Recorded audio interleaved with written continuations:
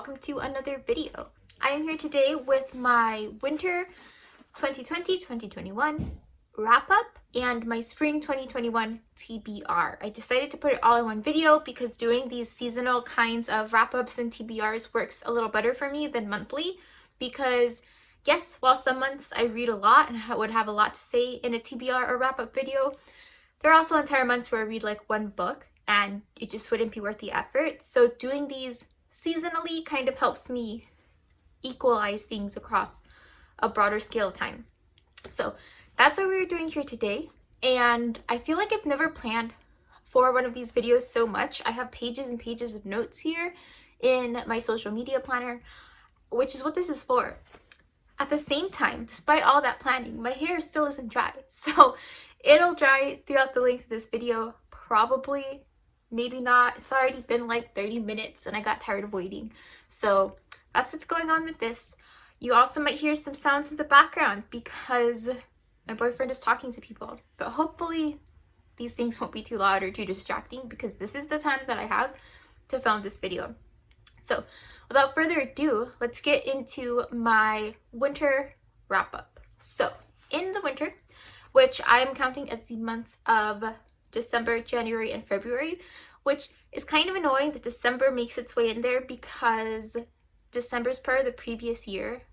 If I were to redo this whole structure, I would probably do these quarterly, so like January through March. But I don't know, for some reason at one point I thought that seasonal was best, and now I'm just in this rhythm. So for now, seasonal is what we're doing. I read 10 books in the winter, which kind of surprised me. I did not expect that. The first book I finished in the winter months was Girl Serpentthorne by Melissa Bashar-Doust, I think. Some of these pronunciations are just not any I have heard or know, but this is my copy of it. It is a Fairy Loot edition, so the cover is pink instead of white, I think is the original cover, and then the edges are green.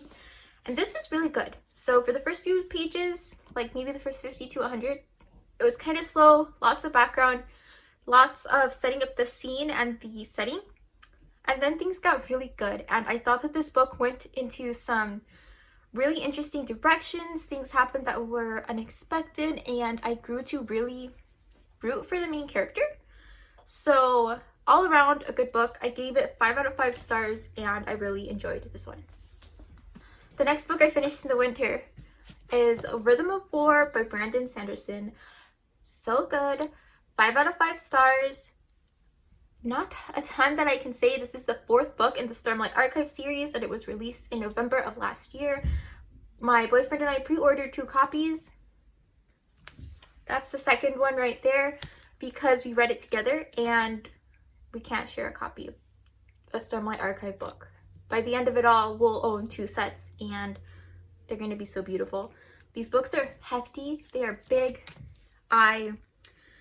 They barely fit in my largest book sleeve, but they were so good. So this book takes place actually a little after the events of Oathbringer, almost a year later. Not quite a year, like 9 months or something, and a lot has happened, but not anything I can get into without spoiling the events of Oathbringer. So just gonna leave it here. Very good. Love this cover. 5 stars. The next book I finished, and also the last book I read for my 2020 Goodreads reading challenge, was Hope and Help for Your Nerves and Anxiety Now by Dr. Claire Weekes. This is a fairly classic, and I say classic because it's pretty old and often referenced book for dealing with anxiety, which is what I was doing, which is why I was reading it.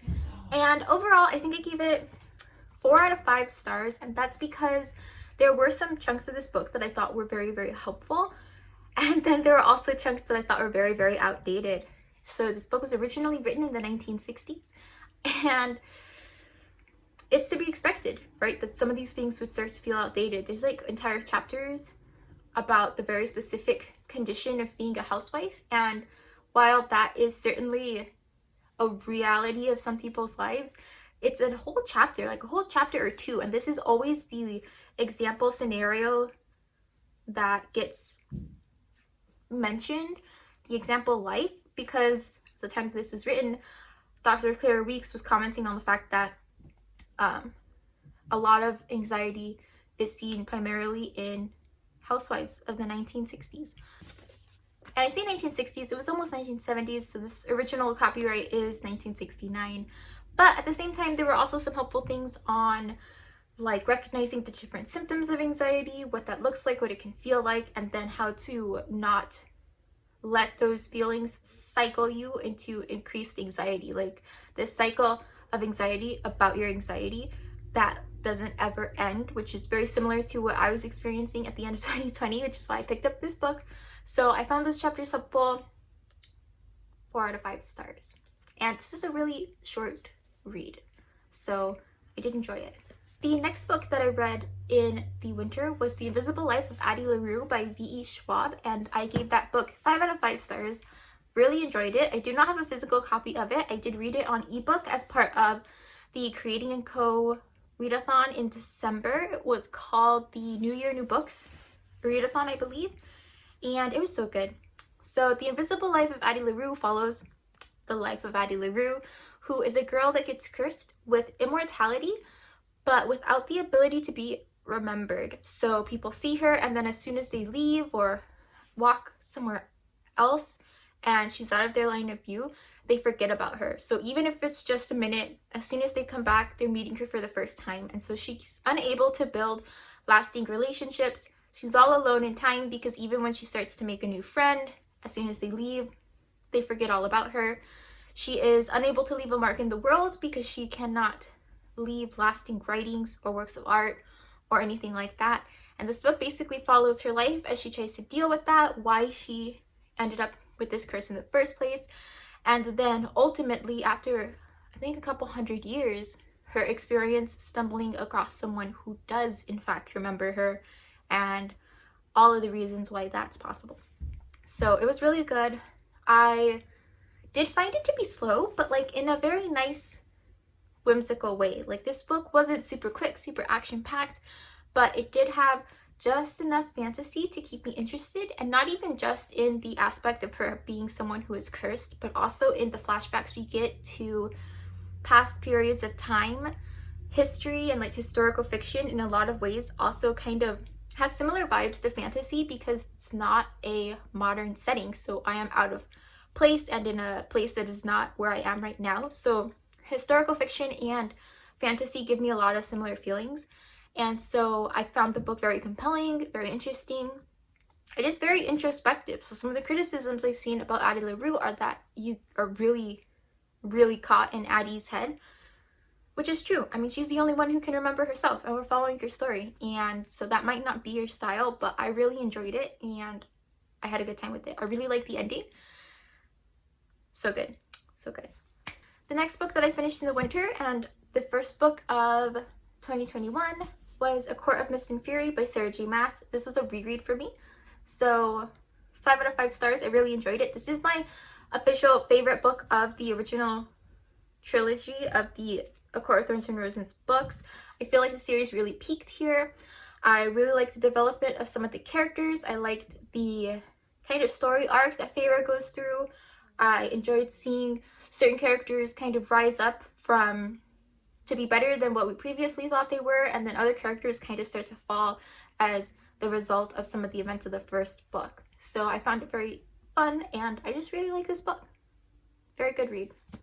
The next book that I read in the winter is called How to Invent Everything, a Time Traveler's Survival Guide, I believe is the subtitle, by Ryan North. So this is a book that I read primarily via the ebook, but then also bought the physical paperback. I do not have it with me because I have since taken it to my classroom. I read this book as one, part of reaching my goal to read more nonfiction this year, and 2, because I'm considering excerpts for it for a course I'm planning in the spring. And it's really good. So it is nonfiction, but the premise of the book is that you are a time traveler whose time machine has landed you in a random unknown place. You don't know where you are, and it's broken, so you cannot get back home. This is a very quick kind of survival guide that basically is made by the manufacturers of the time machine, and they're like, let's face it, you're never going to be able to fix it. So rather than give you a repair manual, we're just going to give you a survival guide. So here's how you can determine where you are in history, how you can start to determine what kinds of things are safe to eat, what things aren't, and how you can start to make your way towards very quickly redeveloping some fundamental and important technologies to make your life more comfortable while you're stuck in the past. Because in hindsight, a lot of those kinds of inventions that took humanity hundreds and thousands of years to figure out how to do through a series of trial and error actually aren't that hard to put together when you know what they're all about. So this book gives you some of those fundamentals, and it's like, there, now you have all the tools to like slap this together, and next thing you know, you're flying an airplane. And it does leave a lot of technical details out, but it is a very interesting kind of fundamental introduction to a lot of different technologies and things that we have in the modern day era that would be really helpful to have nearby if you are a time traveler whose machine happens to break down in something like the early 1000s. So very fun read. I gave it 5 out of 5 stars, super humorous, a good time. The next book I read in the winter is A Court of Wings and Ruin by Sarah J. Maas. So I finally got to this book, and then I was so disappointed. I think by the end of it all, I gave it 3 out of 5 stars. I just didn't like the ending. There was a lot of buildup. The first part of the book was so slow, and then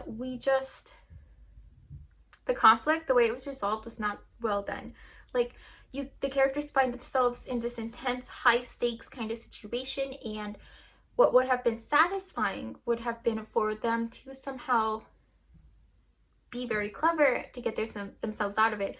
But ultimately what happens is that a lot of things just fall into place coincidentally, and they didn't do anything, they didn't have anything to do with it. Like, at the very end of the book, most of the main characters are just kind of hanging out. Like, they are not fundamental to some of these resolutions, and the book just held back a lot of punches, and I did not enjoy that. So yes, 3 out of 5 stars. I don't know, I was really disappointed by the ending. That being said, even though the first part was slow, I had a lot of hope for it. So that's why it's not lower, but yeah, not my favorite.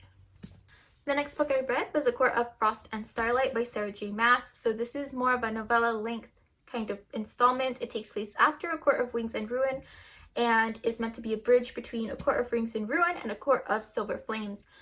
This book takes place around the Christmas season. It's not called Christmas in the fairyland, but it's Christmas-like, their winter solstice kind of celebration, and it just kind of sets the scene. It's like an extended epilogue, essentially. It sets the scene for a few months after A Court of Wings and Ruin. What are people doing? What are they feeling? What are some of the consequences of the events of A Court of Wings and Ruin that are starting to make themselves apparent, and what might those things start to form into, and essentially sets up potential conflicts for the next half of this series / universe.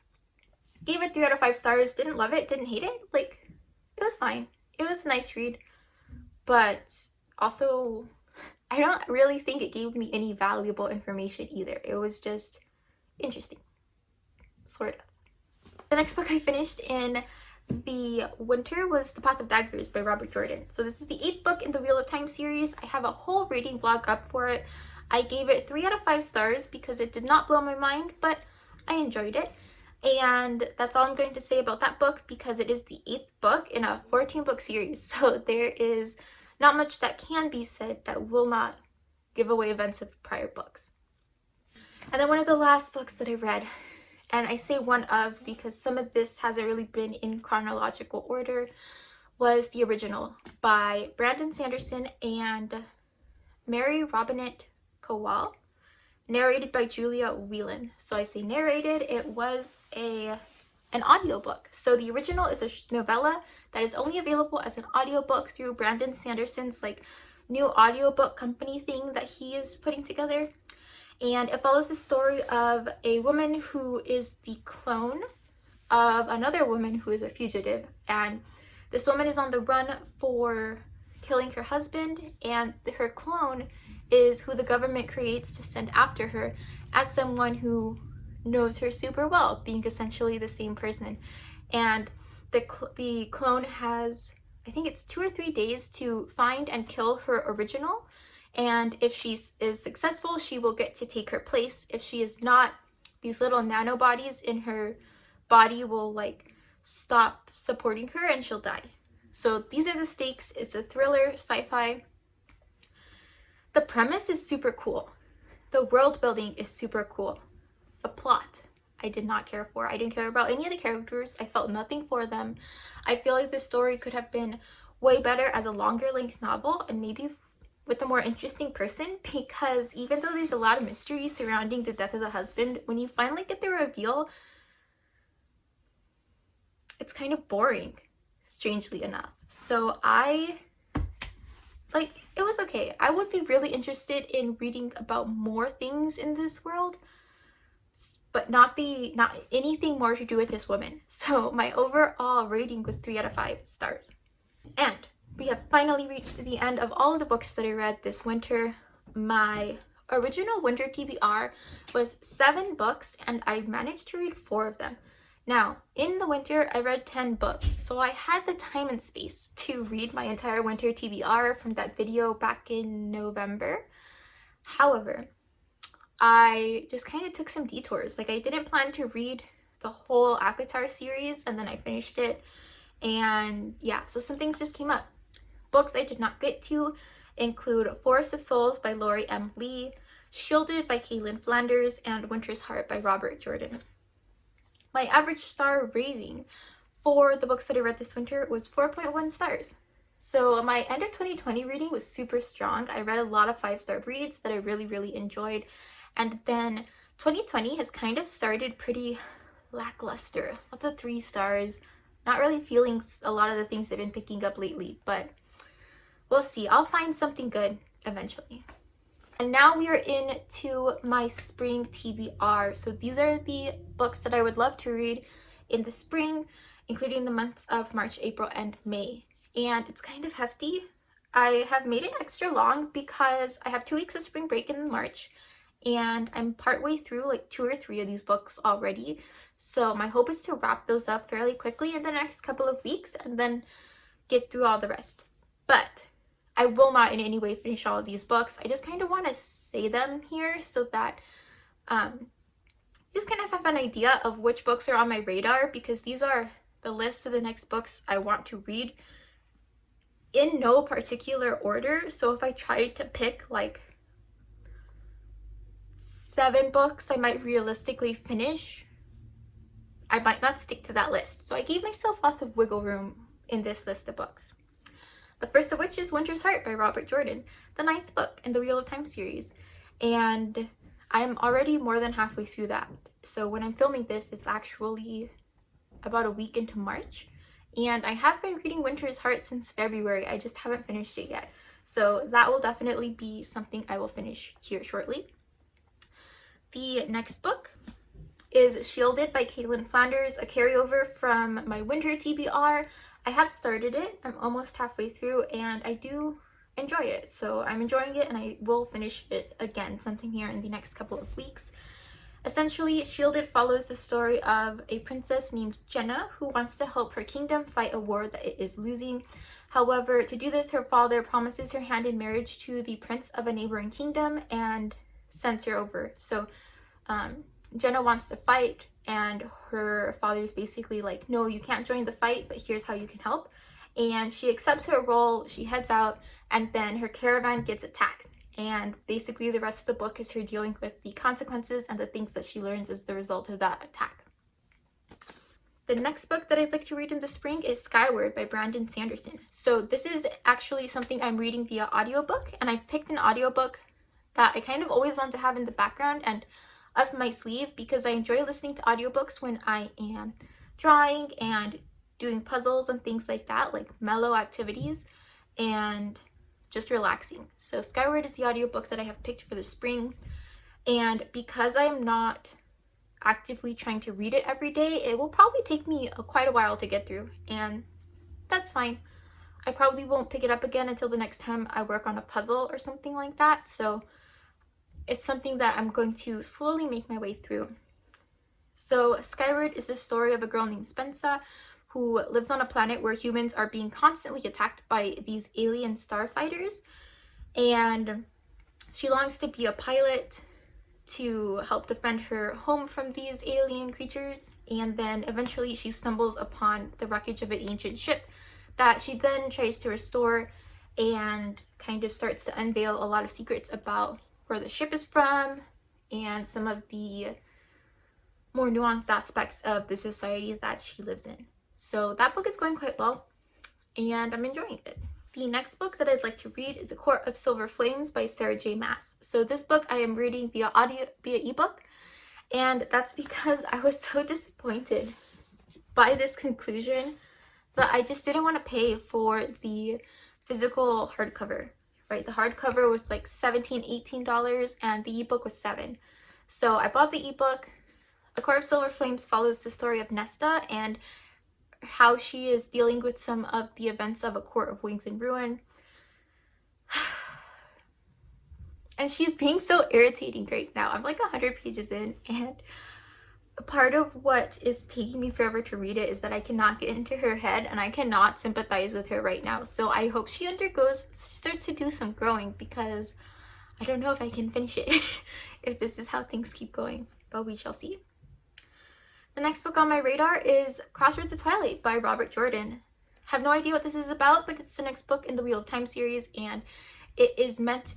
So, if you don't know, the Wheel of Time is a long 14-book series. It has this sequence of books kind of middle towards the end that is infamously known as the slog, and it's... depending on who you talk to, the slog will start and stop in different places, but there's just a handful of books in the middle of the series that are not quite as strong in their action and in their pacing as some of the earlier and later books in the series. And so far, I have been reading books that I think some would argue are part of the slog that I actually haven't found that bad. Like, I am enjoying them overall and finding that, you know, there are some interesting things going on and some action sequences and things like that. Crossroads of Twilight is the book that I think, if you are a person who does think the Wheel of Time has a slog, Crossroads of Twilight is on your list. Like, there's not a lot of argument that not much happens in Crossroads of Twilight. So we'll see how that goes. I am excited to, at the very least, find out what that's all about.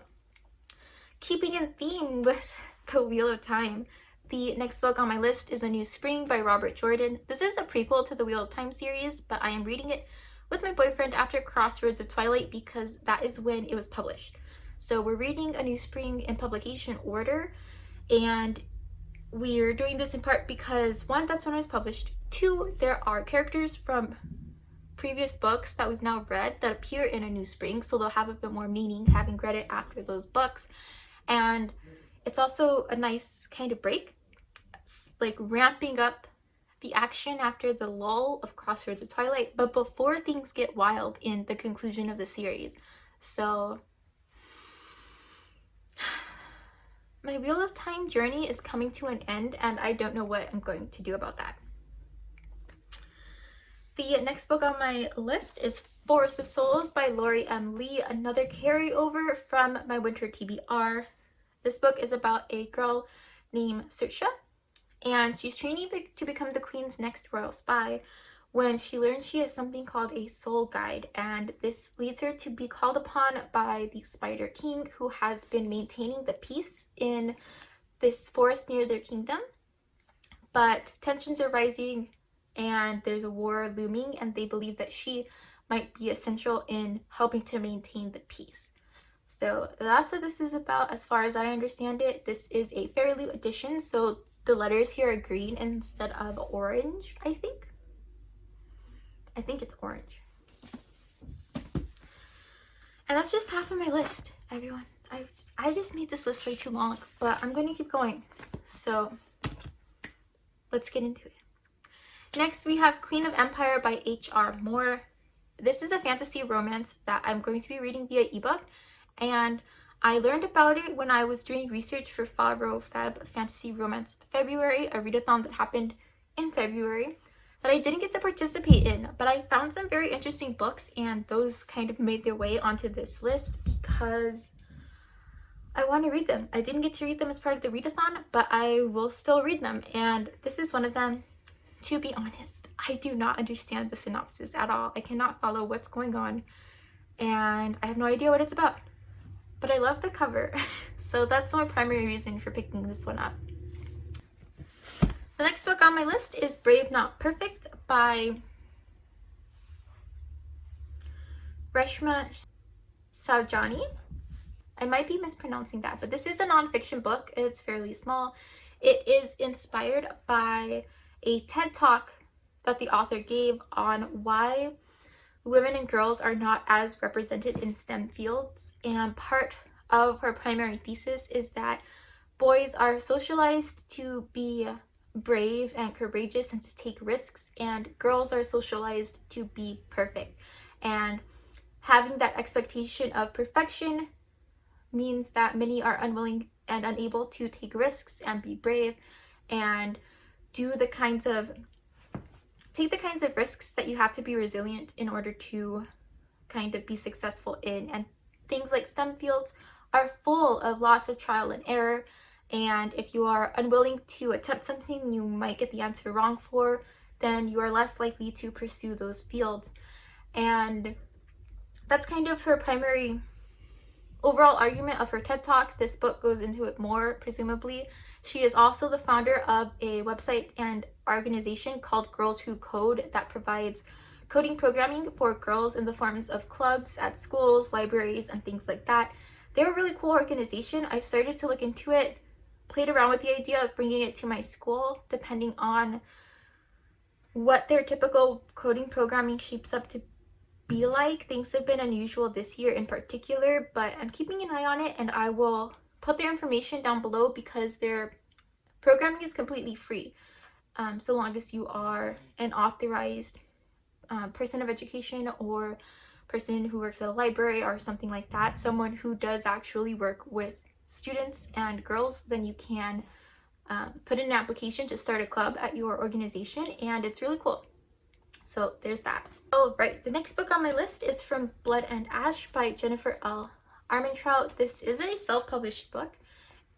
It's a pretty hefty paperback, and this is another fantasy romance I discovered in February. It follows the story of someone named Poppy, who is like this maiden that is being like super protected because she's going to be sacrificed for something or other. I'm not 100% sure. And then like wherever she's staying gets attacked, I think. I don't know. I have heard the synopsis for this many times. You probably have too. I mean, it's a pretty popular book right now, but I do not know exactly what it's about. But I'm interested. My interest is piqued, and I will hopefully start it sometime this spring.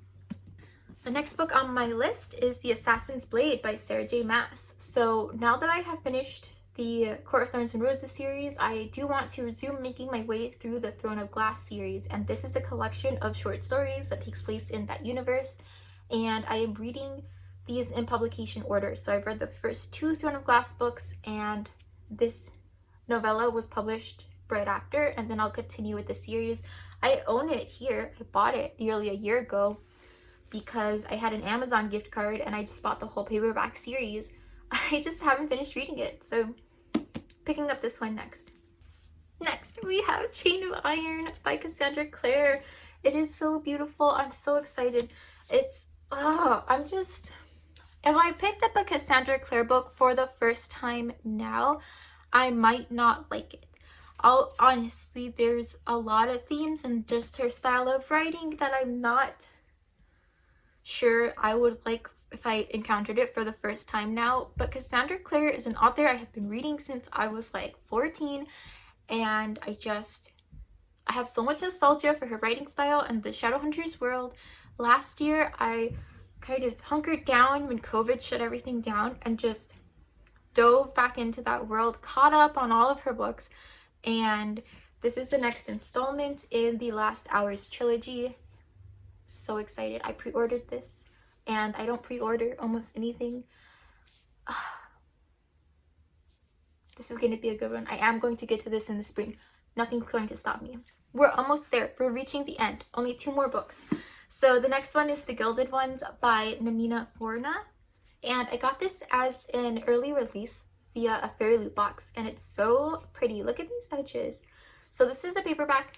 And the back of it actually doesn't say much about what this book is really about. And I found a synopsis on Goodreads that basically informed me that this is about a girl named Decca who is turning 16. And she's waiting for a blood ceremony that will determine whether she can be a member of her village. And during the ceremony, her blood runs gold instead of red, and gold is the color of impurity.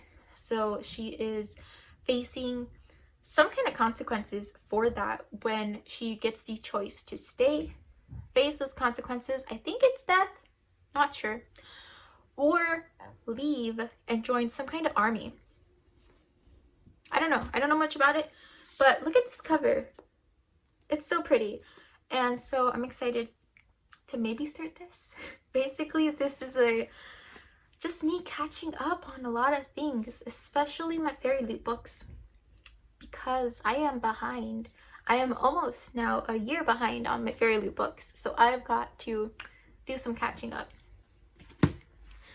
In theme with catching up on my fairy loot reads, my very last book for the spring is going to be Star Daughter by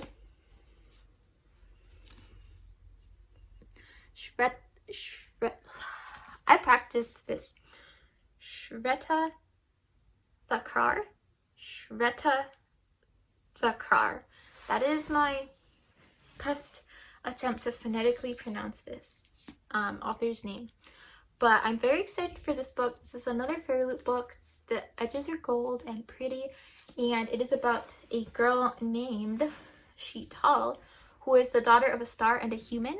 And one day her star power burns her human father, and it's a pretty serious injury. She needs to save him. The only way that she can heal it is with the blood of a full star. So she heads out into the skies to find the blood of a full star and gets wrapped up in this competition that the stars are holding to find a human champion to do something or other. That is my best summary of the synopsis. So that's what's going on.